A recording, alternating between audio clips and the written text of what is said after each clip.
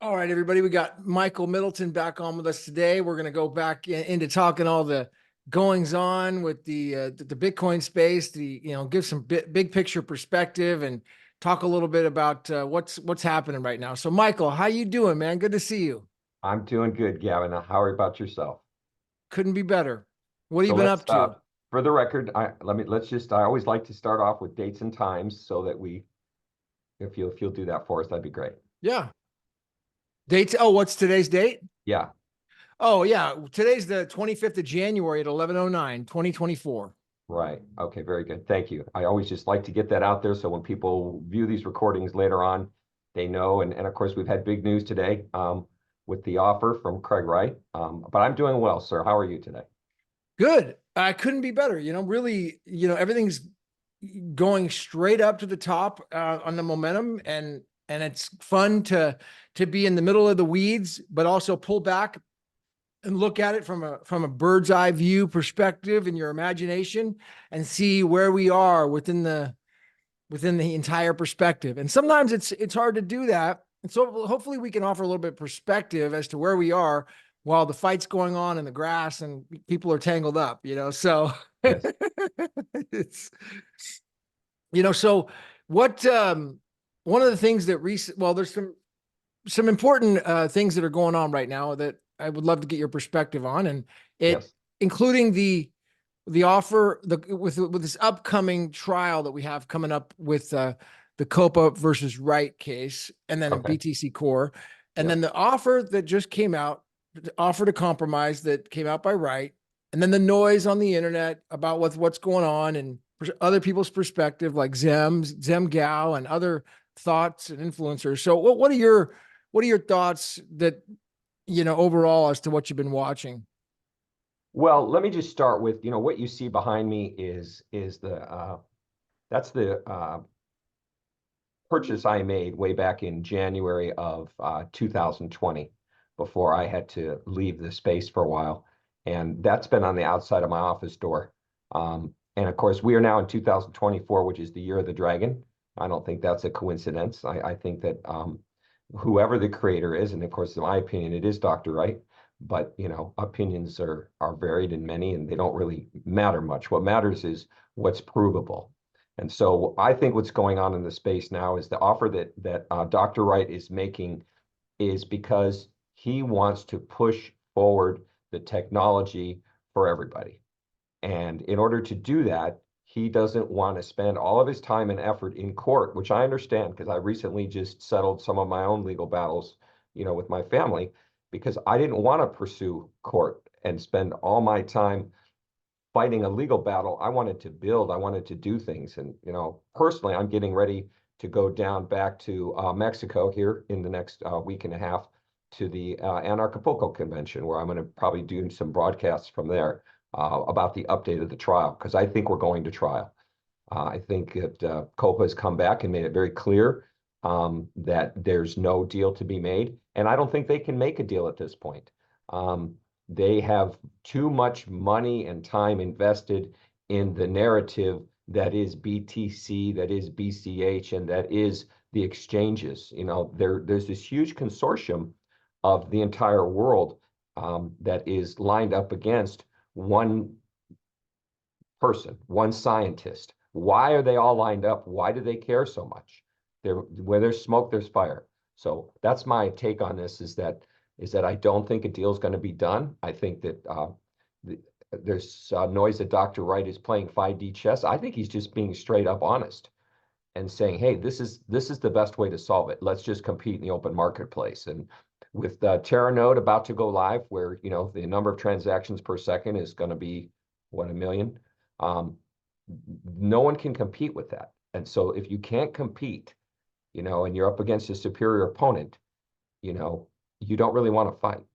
And so they don't really want to compete in the open marketplace. Therefore, they're going to do what they can to save what they have in court. That's my opinion. Well, it seems like there's some underlying strategies going on here that perhaps are bigger than what we're seeing in the headlines. So I mean, on both sides. Yes. You know, what are some of the motives of what are some of the motives that you believe are of Copa, you know, behind bringing this lawsuit, you know, to begin with? What is the underlying motive? Well, they cannot compete with the real Bitcoin. Um, the transactions per second with, IPv6, and they just can't compete with that. So what they want to do is they want to kill it before it becomes something that they can compete with. And on February 4th of 2020, when, the Genesis block was, um, you know, restored and BSV, became something, they kind of lost their opportunity to kill that. Now I think the cat's out of the bag. I don't think there is killing it. Now they can marginalize it right now by not allowing the people of the world to develop and build on Bitcoin, BSV. Um, that's So their it seems like it's possible that, you know, by bringing this lawsuit, they could discredit the actual protocol and like put a mark in it. You know, yeah. And what they're do you trying to think it do has to is do bleed with them out. I mean, they're called Copa, Crypto Open Patent Alliance. Do you think it has to do with them doing research and discovering this giant 800-pound gorilla of patents around the industry? Well, that they've known, let's say that they've known about Bitcoin all along, in my opinion. So this isn't something new that they're just researching. The people, I mean, these people are huge. You're talking, um, my understanding is even Epstein is connected to, the original thing in Bitcoin, and that's now coming out. The whole idea of, his involvement with the block stream and, that uh, creating, let's say, illicit use for Bitcoin, right? By keeping the block sizes down and making it an anonymous coin, which it was never intended to be. It's supposed to be pseudonymous. It's supposed to be an open ledger. And that's why, and now, whether Craig Wright says this or not, it's true. All the people who have used Bitcoin anonymously for nefarious purposes are finding themselves in jail. Almost all of them, and you have the sad case of Silk Road and that young man who I think was just, trying to be anarchistic when he was young. He's rotting away in jail right now. And there's a number of them that are all being systematically prosecuted by governments everywhere. And again, Craig Wright's been saying that all along. He predicted the CZ episode, and he's still in U.S. custody as far as I know, from Binance, right? So a lot of the things that were predicted by Craig Wright mysteriously happen, and they come true. And then, despite the noise that he's a fraud, show me one court case where he's been actually convicted, and it's gone through the appellate process, right? There isn't one. He's had certain rulings against him, but he's explained all those, and he's won every other case.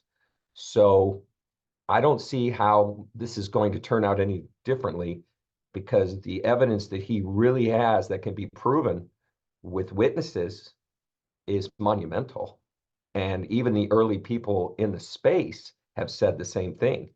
All those people would have to be lying. All the people that he knew, all of his friends and family, they've already testified under oath. And they did it in the Tulip case, and they're prepared to do it. And now he's lining up more witnesses for the upcoming trial. I just don't see, I could be wrong, because anything can happen in this world and anything can happen in trial. I know from my own experience, you never know what a trial is going to do. And so the trial could go against him, and then he might have to go to the appellate court. And so that would leave, a temporary victory where everyone would say, yeah, you see, Craig Wright is a fraud. And then he would have to, go Well, through the appellate process. let's just be sure to set the record straight that the whole, the whole Craig Wright is a fraud, that is not going to be determined by this court. So Right. it's really, there's a lot of noise. I mean, I was on the big BTC or space yesterday where a guy yells that at the top of his lungs, Craig Wright is a fraud over and over again. And that's just not going to be determined, even if they want to prove that. It's not for this particular case. So all they can determine is he wasn't the author of the white paper. He wasn't entitled to any copyright of the database. Right. He has no right to enforce any of these copyright, so that's before the court, but not fraud. So Correct. I mean, at least the actual word and determination, there's no cause of action for that. So it's the credibility. They want to impeach his credibility. And so Yes, they do. there's a couple things to bring up here that seem to be, relevant right now. I've had sent to me from Xiaowei and pointed out. One was some of these documents, and they're not, to be clear, documents on the internet are not evidence. Let's just talk about what evidence is a little bit. You've been in court before, Michael, and Yes. what they do have summary proceedings, Yes. and there are some what's called summary proceedings, but those summary proceedings in this particular case in December were already ruled that they're not going to be relevant to this particular case, meaning that the court's not going to look at evidence in a summary, on paper only. The court's going to hear it at trial with witnesses. Yes. So that's been stricken. There was a lot of back and forth on the motion practice from the attorneys on that. So that's out. So anyone who's believing that there's going to be some sort of a summary proceeding on the documents on the internet, that's just not how it's going to work. Somebody's going to have to get up there and then state, this is the document that I created or I didn't create. And then an expert's going to have to come in, and each side will say, well, this is what this document means. This is what this document means. Right. And there's so much that is what will then come into the rules of evidence and be able to be brought in or not authenticated. So there's going to be objections to those things. Oh, it's going to be a real drama. Like you said before, it's the trial of the century. It's the trial of most people don't realize it, but it's now becoming more widely known. This trial is going to be what determines the future of not only Bitcoin, but how humanity proceeds forward. Like, on what basis? It's a really deep point. When you start to talk about it like that, it really could be that big. Are we gonna proceed forward on based upon a crypto trading price? Yes. Is it going to be is that really what's in our, or is it going to be one ledger or one protocol for everyone to build on, which, and we're seeing a lot of things being built now. I mean, I do follow some people like you do, and SATOsHI is doing an amazing job documenting everything. A lot of the information that I get now comes from you and a few others, but SATOsHI is one who he's all over what comes down, and he did a very nice podcast after this offer came in. Matter of fact, I think he's done two. SATOsHI does a great job. I met SATOsHI in person, and we had a great time. We hung out in London together. He's a real guy. Yeah. He's not just a cartoon. Yeah. So I'm looking forward to actually the day where I can meet you and I can meet SATOsHI and a few others in the space, because, there's so many bots out there today and so many people that claim to be real and they're not. And so that's the whole idea of identity, and the whole idea of Bitcoin is to ferret out what's been going on with, Twitter and all that kind of stuff, where you don't know if you're dealing with a real human being or not. That's how can you live like that? You can't. Yeah. Okay, so let's just talk about for a moment, if we made this just kind of the real relevant, pertinent, specific news right now, which is about this offer, which is likely to be rejected because it's very complicated. A lot of defendants, so it's probably about a 0% Didn't they already tweet out a hard no? I mean, I don't know if they actually responded to it, but they definitely, yeah. So it's probably a hard no, 0%. You know, and that's what would be expected here. So it would be basically, it would have potentially been a concession on Wright's part in many ways, almost like a sacrificial concession, where he would sacrifice himself, where they would continue the Craig Wright's a fraud narrative for the sake of allowing Bitcoin SV to I then. don't even know if that's true, Gavin, because what basically if and I haven't detailed the offer, but it sounds like he's saying he's not going to enforce his rights against BCH or BTC or any of them, right? But what he wants in return is for them to leave BSV alone and to recognize the original purpose of Bitcoin, which is, peer-to-peer cash and those kind of things. So he's requiring them to step down and step back from their current narrative. Yeah, it would And be, all the yeah, lawsuits and claims would be dropped. The opposition implicitly would recognize that Dr. Wright is Satoshi, but explicitly, exactly. So they would yeah, have to basically, by default, recognize that, he is the one who created it, and their whole case is based on the fact that he's fake Toshi.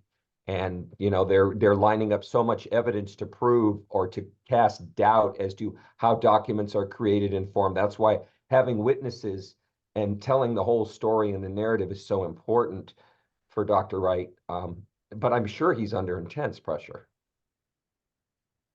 it does, it does sacrifice the name. It would have, well, again, rather past news now, it would have sacrificed the name Bitcoin as well. That's something it looks like he was giving up. Okay. That looks like, and So that would have stayed with like BTC then? Is that part of the offer? pardon? Would that be BTC would retain the name Bitcoin? Is that? He would have, yeah, if they would have accepted it. Oh, that's interesting. I didn't, again, Yeah, I hadn't it really gone says in. here that, let's see, the same time, BTC having been recognized as separate purpose. Let's see, the emphasis in the separate purposes uses because it means legitimacy. It means even though the BTC's purpose is from different from what it was, they'd have to, let's see, we've got,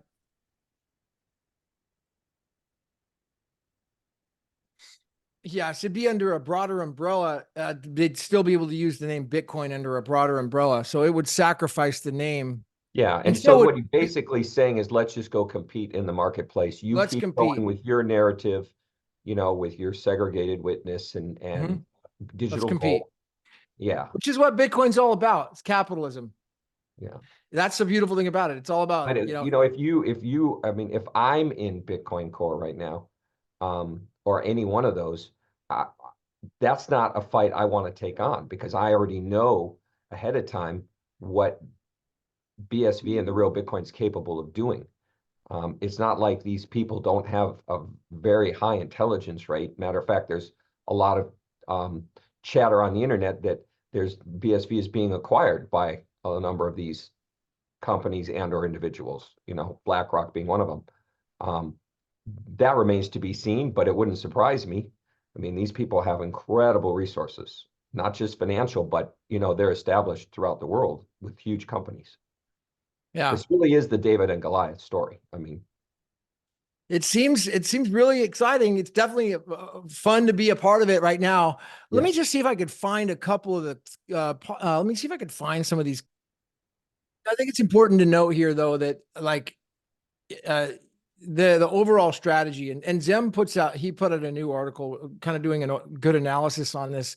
We talked briefly about the overall strategy, that it's not necessarily just about this case, which is going to go to trial now, which is what we predicted. So, the offer is probably, looks like it's 0% or it's already been rejected one way or the other, but it would have been a nice concession and opportunity for the other side. Actually, it seemed like it was at least a good faith offer with a pretty strong concession from the right side to not go forward at all. And a strategic offer as well, because it's now in the public domain. That's why, Craig Wright thanked them months ago for filing the lawsuit, because he had the chance to air his side of the story in court and also in public opinion, because trials are public.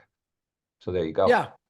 And this will be it'll be exciting. It definitely will be regarding some of the evidence which will come forward. And, I'm really, I really rather not weigh too much in on what the evidence is or isn't. I agree. It's an expert said this or didn't say that. Ultimately, the expert hasn't said anything yet because he hasn't been sworn in. No matter what somebody said about some expert, until he gets up there and swears in before that judge And then they get to say, hey, Mr. Expert, what's your opinion about this document here? And each side will bring in an opposing expert. That's how it's going to go down.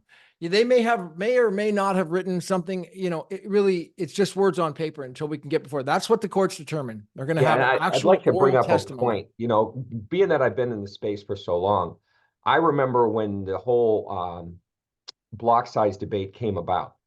And I was there when BCC and Bitcoin Core and Blockstream, they were very um, adamant that if you went over 2 MB, the whole system would blow up and you'd lose security and everything else. So there was a huge debate at the time.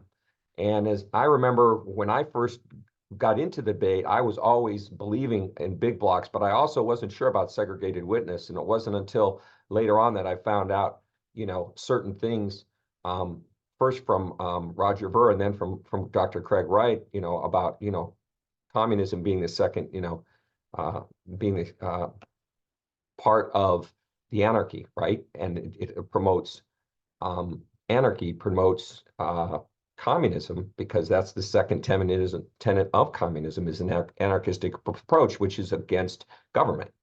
And you can't be just completely against government. So I guess the point I'm trying to make is I went through that block size debate and no one goes back to say, well, what was the outcome of that? We now see that there's 4 GB blocks, and now we're talking Terra nodes. We're talking, 1 million transactions a second, while BTC is still on 7 transactions a second. Well, since we're beyond that narrative, no one talks about that anymore. So it's like you prove something and you prove this, and this way back in the day, and now everything Craig said was right about being Turing complete, 100% correct. That's all been proven now. It's all been shown in the marketplace. So, but if you own the media and you control the media, then no one gets to know that. There's only a few voices out there that point back to say, hey, look at what we're really talking about. So I can see that being, a frustrating thing for not only me, but others in the space, and for Calvin Ayre and for Craig Wright and for all those that are associated with it. It is unfortunate, but we cry out as lone voices saying, hey, we were there when it happened, and that's the way it was.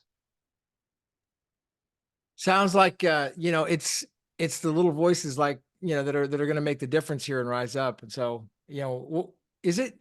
Have you considered the ramifications of Bitcoin SV as like a sovereign money for the people? Yeah, of course, and that's why I've been making it my primary focus. And to me, it's much more than money. It's going to be like the internet of everything. I think money again is the first application. And like, I could just easily send it over to you, just like Bitcoin worked in the early days before we got the block size limits and we did the segregated witness. The problem with segregated witness, of course, is it breaks the chain. So then, there's no history. The courts can't follow it through. So anything's, there's all kinds of nefarious activities that are now available on Bitcoin Core, as well as all of the other ones, Zcash. I mean, let you go down the list of all of the other coins that are anonymous and that kind of a thing. They don't really promote anything for the long-term benefit of humanity. So the actual coin, you're talking about the data side, the potential of the data side of the bit side of Bitcoin, which is the data. And that's the bit is what is all the people who have used Bitcoin, for illegal purposes, they're now being summarily rounded up and prosecuted. I think there's a list of hundreds of them that, Calvin Ayre, Craig Wright, and others have pointed to, that, anyone who's done something has now been caught, because the government can go to the ledger and find it. And they thought when they were into Bitcoin first that it wasn't that way, that it was anonymous, because they didn't understand. It's not anonymous at all. And in my own personal life, I have, sold and given Bitcoin to different people. And I've tried to explain to them, hey, this is, you know, sometimes I've done transactions with people and they haven't come through on their end of the transaction.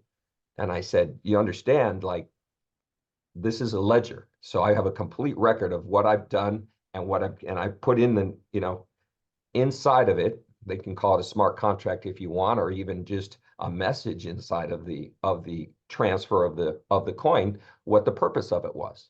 Hmm. Um, Like a and receipt. so it's like a receipt. It's you know, and so and I have a complete history of all that, and I don't even need it. It's on the blockchain. And So have you considered the tax ramifications, being a tax expert with oh, Bitcoin? see, so here's the thing. When I started filing my taxes early on, and I used token tax to do all that, and I'm very good with computers, so I did a lot of analysis myself.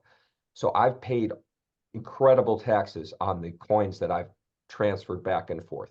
And as you know, I had a brain injury and was, you know, did some time away from my business. So I had to use IT people to help me with that. But I've filed all my returns, and my returns are quite lengthy. They were before, but now because I've got all those transactions, I mean, I've got spreadsheets that go on and on for days on all the different things that I had done.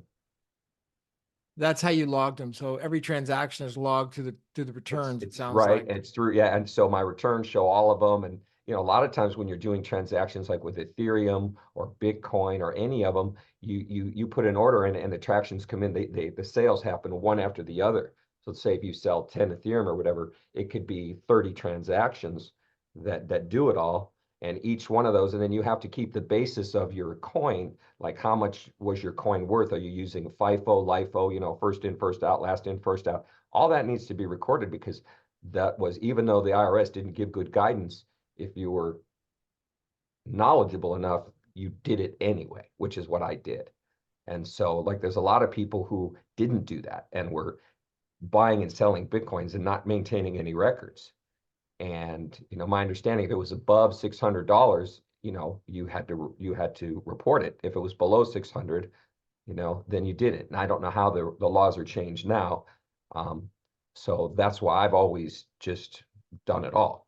You know, I use services like I mentioned, and an accountant, and did it all myself. So that's very important. Have you considered, the concept of Bitcoin or Bitcoin SV, as a ledger in relation to property tax, for example, and like your expertise and assessors offices. I mean, that concept ever crossed your imagination and how it could be It, applied? well, it really has. I mean, part of my thought process is now is how do we build and how do we use this? And so I've already, you know, started considering, you know, taking payments at my business for it, you know, and then and how do I expand that? That's part of the reason, you know, now that I'm fairly much recovered from the brain injury, I can start thinking about these kind of things. And that's why I'm going to the Acapulco convention, and I want to help cover the trial that's coming on, but also building different things. You know, I have 2 or 3 businesses in addition to the one I'm running now that I'm considering starting based on um, exactly what you're talking about. How do you use BSV and its ledger and all the other things, the smart contracts that are in there. Um, it's really unlimited. Yeah, and I had Xiaowei Lu on a couple of days ago. He's a good friend of mine. He's the founder of Scrypt, and you know, I it saw that. boggles my mind the technical like the ability of what's going on with Bitcoin right now. But in simple terms, if I could somehow like my goal one day is to try to somehow simplify like Xiaowei Lu's brain into like a layman where I could like somehow explain it in ABC terms because I have a hard time with that. But if I could somehow think about this, like basically is he's taken the complex nature of the Bitcoin protocol and he's made an adapter where you plug in to his computer program. I think it's like a transpiler with Xscript, and then you can automatically do all the program that's necessary through like one line for a developer, and then Yes. start coding on Bitcoin with Ethereum. or other, like other protocols like Ethereum that can be used. I don't know if there's others yet Well, or not. there's a number of projects that are on Ethereum that it's a very simple transition now to BSV. Yeah. And I think that's what he was talking about. And so, I remember Craig Wright saying that he could run all the other blockchains. And I mean, think about it, 1 million transactions a second. That's so far superior to what all the other ones are doing. And you can see, if you pull up some of those globes that show the amount of transactions in the world, it just keeps getting, like a Pac-Man, it says, it just keeps getting more and more, where BSV is like Yeah. I some really, percent. it would be great to find out what's really going on with the Terra node and how close we are. I think they're very Have you? close.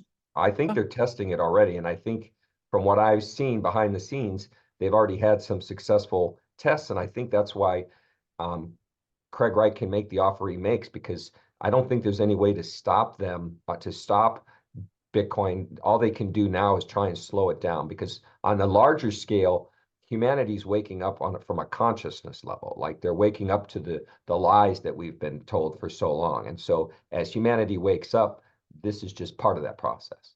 So what's the impact of the Terra node? How would it impact the industry? Well, I think just it's like having a super highway for everyone to go out and build and do things. So it's like it's created like, Good and I'm going to analogy. use it as the analogy again. It's plumbing. So now what are you going to do? Are you going to create, a little outhouse? Are you going to create a big mansion? Are you going to create, a mobile home park? Or like, what are you going to build with all that plumbing that's now there with 1 million transactions a second that doesn't cost you anything? How are you going to build something on there? And that's So it would be it sounds like a good analogy would be what you're saying, a superhighway like the 1950s. They started building all these highways across America where for right. cars and automobiles to travel. And all of a And look what sudden, happened. And then as the highways were built, remember, if you bought real estate at any of those strategic locations along that projected route, right, you benefited because you needed truck stops and you needed places to eat, because people were going to be traveling. They needed to get off. They needed to have lodging, right? And then cities would start to build up around it. So, so what's happening now, we're going from being an urban society, we're now transitioning to what's called penturbia. And penturbia is where we go from being in cities to being in outlying areas, in the low-lying mountain areas. People are leaving, and that's why those of us who knew that coming in, because I read this book Penturbia 25 years ago, um, those of us who saw that were doing internet as soon as we could, and remote working from home. So when COVID-19 hit, most of my employees were already working from home, and so they could do that. So this whole idea of penturbia is being in the low level mountains, away from the suburban cities, which are now becoming overcrowded, and problematic. If you see now with the homelessness and all those problems, I mean, California is seeing a huge mass migration away, back to the heartland of America, back to those low-lying, and the cost of living in those areas is so much cheaper. So it's an interesting concept, by the way, that I read years ago, and Turbia. yeah, penturbia, which is, each 70-year cycle creates problems that the last one has to solve. So the last problem was we had become so proficient at building things, and after the World War, we needed consumers. We needed someone so we became a consumer society. So when all those people came back from the war, they started living in suburbia, and it was a great time to actually build a family. You could support your own family, one income, could buy a house, could buy a car, and so suburbia grew, but people became consumers. And we came from one of the largest creditor nations to one of the largest debtor nations. So as this thing has gone on for 70 years, we've created this problem where we're over consuming. Now we're in huge debt. Everyone's in debt. The government's in debt. The individuals are in debt. The companies are in debt. Trillions and trillions of dollars. So the book Penturbia spoke about the next thing would be the caring conserver, who would be more for the environment and get away from suburbia. And the whole book talked about how that would be coming. And I read that book in the early Hey, 90s.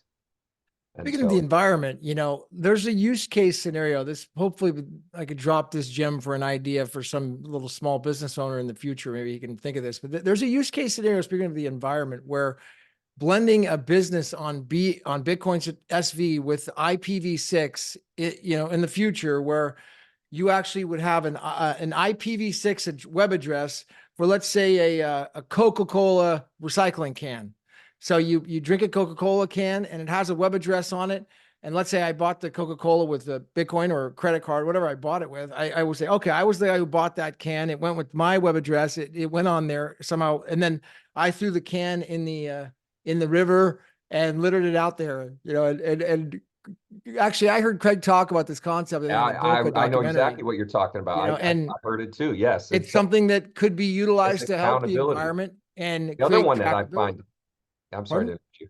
The other one that I find exciting is, let's talk about like farming, and now each little thing that waters the plants now takes in what the plant needs and the nutrients. So it gives exactly what the plant needs on a massive scale. And it gets a little BSV payment for, they pay each other. Computers Yeah. pay each other now.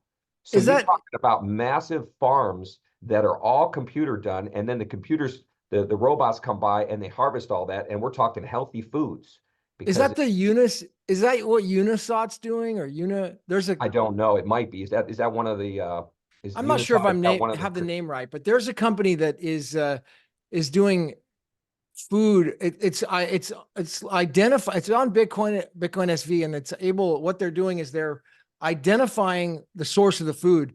For example, somebody who wants to buy halal meat or paleo meat or yeah. non-GMO food, how do they know 100% where it came from? That it's not just a Mhm. sticker put on there by misinformation. And so Exactly. it's somehow I believe that was the concept. Very, very just basic understanding of it. I really should talk to them more. They've got a brilliant idea behind it. I mean, You know, that's when just I looked at all the ERC20 tokens back then, when I was a little misinformed about the real nature of Bitcoin, and I put a lot into Ethereum, and I did a bunch of the ERC20 tokens. There was a bunch of tokens that talked about that. Food was one of them, that they were going to solve that problem. Um, and they may still, they're just going to have to migrate what they're working oh on to over to BSV because it's well, not this going to is a work. BSV company, so these guys are they're like 2 years into it already. Oh, that's exciting. So what Craig has been wanting is people to build, and I think that's happening. And I encourage people to go to the blockchain conference in London, because when you go there, it's May, end of May, and you see, wow, like this is massive. Yeah, This is like, I'm going to go to that. Are you going to that? it's good to go because you get to meet people and Absolutely. you see who's who, and wow, this guy's got so much invested into this business. Like, you'll see these people here with their businesses and all their company. Yeah. It's like, this is a major infrastructure. So, Yeah. at the next one, they're going to have a lot of the parliament. It looks like from the UK government. It seems like Calvin is doing a really big job at bringing in the regulatory framework. And shout out to Calvin. And I would love the honor and opportunity to talk with him and do an interview with him if he's open Yeah. to it, because He probably, getting I his mean, he's just perspective. so busy. Have you Yeah, noticed too that there's a few countries that are actually have already recognized Craig Wright as Satoshi? I mean, I've saw got, that. Yeah. yeah. So it's not like this isn't being, um, it isn't finding its way into certain circles in certain countries where they're, and I think Korea is one of them actually, if I'm not mistaken. Korea's big on where they're going with this. Definitely Philippines, and absolutely let's see, the Philippines, for maybe Korea. The other one is Pakistan, thanks to Jimmy Really? Wynn. Oh Okay. yeah, the Pakistan guys. I met with them in not only in Dubai but also in Silicon Valley. They had a huge event here in Silicon Valley probably 2 years ago. They're way ahead Okay. in their stuff. I mean, their projects and companies on there, the government's already adopting with Bitcoin, are just way ahead of anything we've even considered. Well, that's interesting because a lot of these countries that are smaller, if they take, and that's the history of countries that take the right path, and you can see that in a lot of the South American countries that Argentina was once one of the greatest countries around, Yeah, and speaking of Argentina, what are your thoughts on the inflation that's going on down there in Argentina and those countries in South America? well, that's sad. I gave a firsthand account of that in Venezuela, right? Where, the money's blowing in the streets and they just stories of people, if they had silver, some silver or some Bitcoin or some real assets, they were okay. But the vast majority of the population, of course, look at the population being displaced too across the world in the last 10 years. The amount of people that are being forcibly removed from one place to another is creating chaos. Now, yeah, it sounds like people could find you at the Anarchapulco event with Yeah, Jeff Berwick and Raphael. I'll be down there. Yes, I'll definitely be down What is the there. dates on that? Can you talk a little bit? What is So that all yeah, so about? the And what's the main event I think is from the 10th through the 17th, but they're having events before and after. But I'm going to be there from the 9th through the 17th. And they're also, they're trying to do a recovery because of the hurricane that, tore through there. They're mostly recovered. Um, and of course, I went to the event back in 17 and 18. Back at the end of 17, the event was, I mean, Ron Paul was there, and it had very well attended. And of course, if you go back to the end of 17, that was the last bull run, and Bitcoin and all of the altcoins were shooting through the roof. So everyone there was having a good time. so that's going to be Jeff Berwick and Raphael, Max Egan, those guys, and Yeah, and they have a Michael. whole thing, and their whole theme is about renewal, revival. I think they have a phoenix in there, and there's going to be theme about recovery, which is good for me, right? Because those who have had alcohol problems or drug problems in the past, there's going to be a number of people down there talking about that. The whole idea of a phoenix rising from the ashes. It's worldwide, and it's also on an individual basis. There's a number of individuals there that have overcome difficulties. I think Jeff Berwick is actually one of them. He's overcome some personal difficulties too with addictions. Hmm. Phoenix rising from the ashes. Sounds like that's going to be happening again. It looks like on the clock as what is it, December or no, May 2020, May I 2054 or think it May was 2036, Satoshi who did a 17 years very from now. excellent about the 1998 Newsweek periodical that with the Phoenix with the Bitcoin, and there's someone on there on the web who did just an amazing. I wish I could remember who it was, but he did like a half an hour presentation of how that is really signaling Bitcoin. Oh, You you mean know, about the that news article from the 90s, the Yeah, one. from the Nate 98, and then there was Mhm. another one that came out a year later on Newsweek. Like if you look at the cover of Newsweek, I was looking to find that original one from 98 where it's got the Phoenix and it's holding a Bitcoin, in its talons, and it's What is the and speaking of that symmetry, what is the year of the dragon all about? What does that mean, and how could it possibly relate to this Bitcoin well, SV? yeah, I mean, I guess it's a Chinese thing, the Year of the Dragon, and my understanding it's kind of like the phoenix kind of comes back from the ashes, and the dragon is kind of like the it's a warrior type thing, right? Hmm. So the dragon it slays, and the dragon is the symbol of Bitcoin slaying dishonesty in the world, and creating the necessary foundations for truth, and truth isn't always something that's passive. You have to take a stand. I mean, if you go back to Jesus, he threw the money changers out of the temple. So that wasn't a passive, that wasn't this is what's right. And, you know, I know is the whole idea is turn the other cheek, and I get all that, but there's also, you know, there's a balance between, you know, being A- passive and then being active. Action cures fear. Yes. Action cures fear. So it Yes. looks like people could find you at the end of Acapulco event, Michael. And how can Yes, anybody sir. else find you? Is it on Twitter? Yeah, I'm just now putting things together now. I'm going to be, I've got a good IT guy, and I'm just now getting my business back on its feet, and my life on its feet. So I will be coming up with something and starting my own podcasts in the not too distant future. I might try and do something from Anarchapulco and get a few of us together. Yeah, be some really interesting guys to interview down there for sure. I'd love Yeah, to see. that's what I'm looking at, you know, and All right. Well, thank you, Michael, for coming on. I look forward to talking with you again real soon. I'll see yeah, you at the top. thank you, Gavin.